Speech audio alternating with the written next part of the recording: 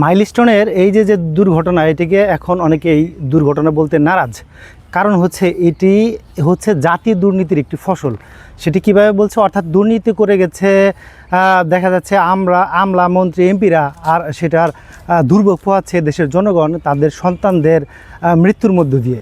তো অনেকেই বলছেন, আমরা পত্রপত্রিকায় ওই সময় 2013 সালে যখন এইগুলো কেনা হলো চায়না থেকে, এই প্রশিক্ষণ বিমানগুলো কেনা হলো, তখনই কিন্তু আসলে প্রশ্ন উঠেছিল যে ব্যাপক দুর্নীতির অভিযোগ উঠেছিল পত্রিকাগুলোতে।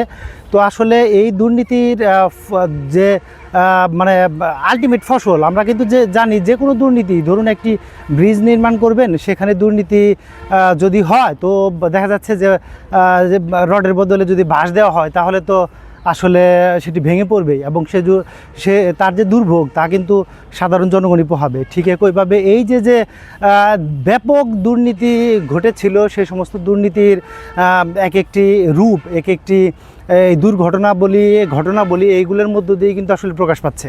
অর্থাৎ আমরা এই ধরনের ঘটনার জন্য আমরা এই জাতি দায়ী।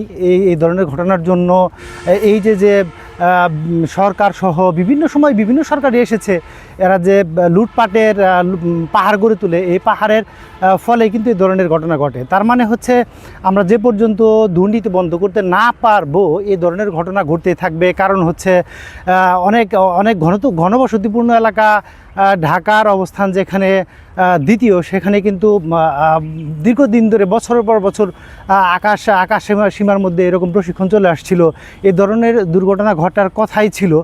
তো সেখানে আবার জড়িয়ে রয়েছে দুর্নীতি, ফলে এটি তো ঘটবেই। এজন্য আমরা দুর্ভোগ পোহাবো যে পর্যন্ত দুর্নীতির রোষানল বা দুর্নীতির এই যে এরিয়া সেখান থেকে বেরিয়ে আসতে না পারবো।